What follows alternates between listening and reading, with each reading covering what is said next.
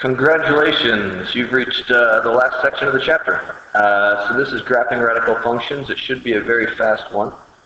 So we're just going to see what the graphs of radical functions look like.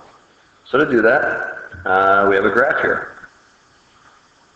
The easiest way to graph something that we don't know what it looks like is to plug in points.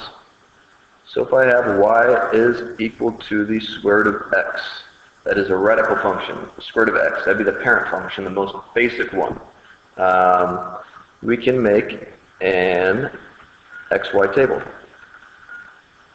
So if I plug in 0 into this function, the square root of 0 is 0. So y would be 0, right? So 0, 0 would be a point on this function. If I plug in a 1 into my x here, the square root of 1 is 1. If I plug in a 2, the square root of 2, square root of 2 is kind of complicated. It's going to be some kind of decimal, 1 point something, I don't know what it is. But let's plug in something easier. We know that 4 has a square root. The square root of 4 is 2. So 2 would be our y value. So we can go 1, 2, 3, 4, up 2 right here. And what else has a square root? 9 has a square root, right? The square root of 9 is 3. So 1, 2, 3, 4, 5, 6, 7, 8, 9. 1, 2, 3. Right here. So you can kind of see the shape that's happening. It's going to go up this way. It's actually half of a parabola. But it's a parabola flipped on its side, right? So this would be a function. Remember, our function test is if we can make a line, a vertical line anywhere in the function, and pass it anywhere in that function, and it only crosses one time, not twice, then it's a function. That is how we test if something is a function or not. Alright, so this is what the parent function looks like. Starts up with 0, 0, takes off, going up slowly, slowly, slowly, and gets slower and slower as it's increasing, but it'll go on forever and ever to the right and up, to infinity both directions. If we were to continue our function to the left, let's see what would happen if we plug in a negative 1. Plug in a negative 1 here, we get y is equal to the square root of negative 1. I know you guys are all sighing now because you see the square root of negative 1. Oh no, I know what the square root of negative 1, it is I. So we get y equals I. How do we graph I? Negative 1i. I don't know. We can't on here. It's an imaginary number, so we can't graph it.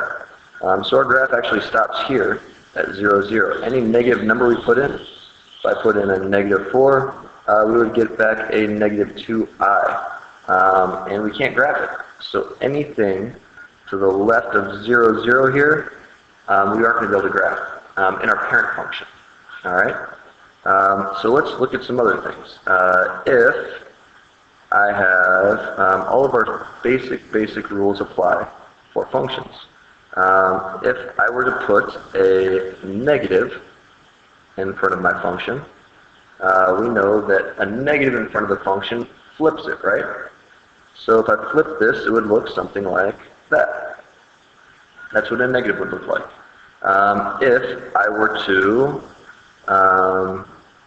erase that negative, let's say if I were to have y is equal to the square root of x plus 2.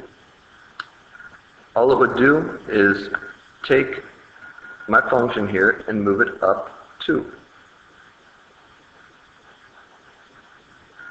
So our parent function is y equals x, and that plus 2 right here on the outside moves it up 2. If you remember all of our function movements from last semester, before break.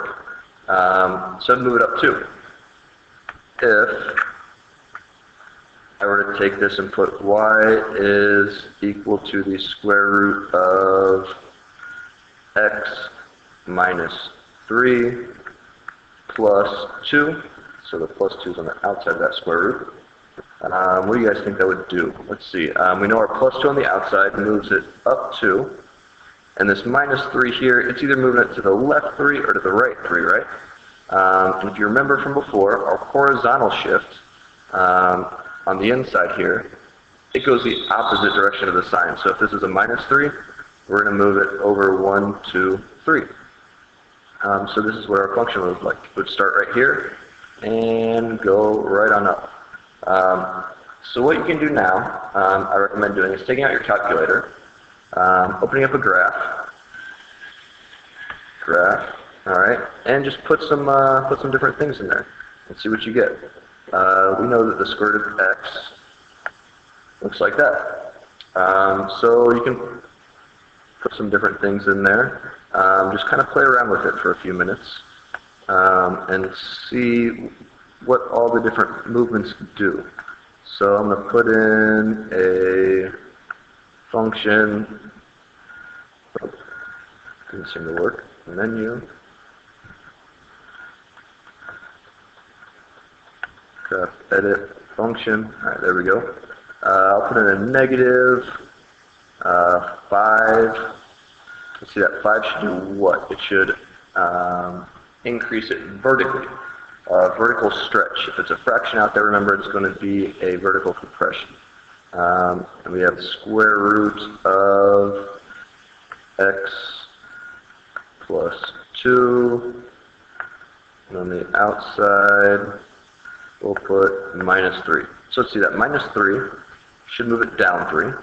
The plus 2 should move it to the left 3. The negative should flip it, so it should be going down like this. And the 5 should make it even more dramatic, so it should be going down sharper. Let's see if it does that. It does. We can't really see it.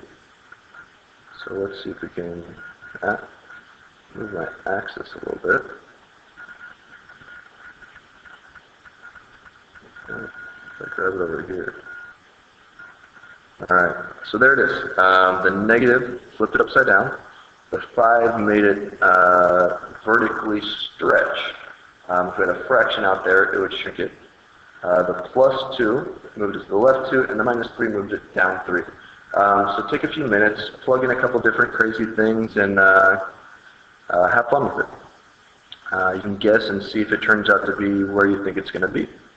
All right, that's it for today. I hope you enjoyed the lesson.